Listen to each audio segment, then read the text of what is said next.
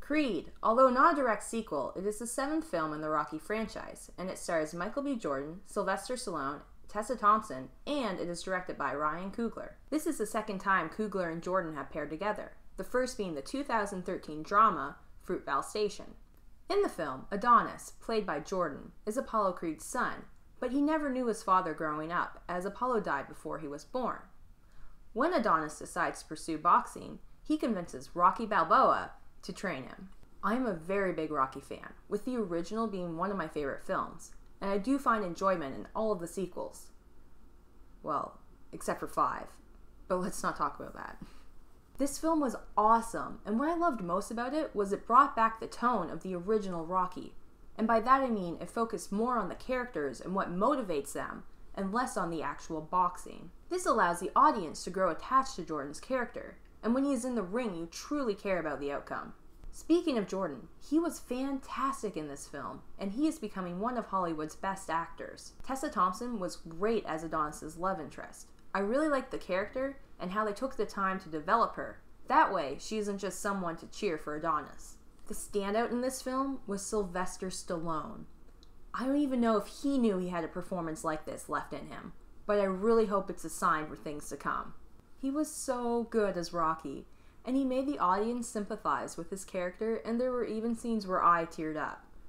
I would not be surprised at all if he gets nominated for an Oscar, and he definitely deserves it.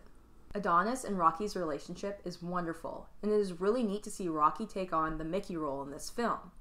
Because Adonis never knew his father, and all the people in Rocky's life have either died or moved away, they essentially develop a father-son relationship. Coogler's direction in this film was amazing. He brought such realism to these characters and told the story so well. And by using long takes and interesting camera work, he made it really easy for the audience to get sucked into this film. Like I said, there isn't a lot of boxing in this film, which I get that some people might not like that, but the quality of the boxing that is in this film should more than make up for that. There is one fight scene in the middle of the film that looks like it happens in one take, and it is incredible. Now, I don't actually think it happened in one take, as that would be nearly impossible, especially where some of the characters get cuts on their faces. But nonetheless, it is one of the greatest fight scenes I've ever seen in a boxing film. This leads me to my main negative in the film. Because the fight in the middle was so amazing, it makes the final fight feel of lesser value. The final fight was pretty awesome, but it was much more stereotypical to previous Rocky films.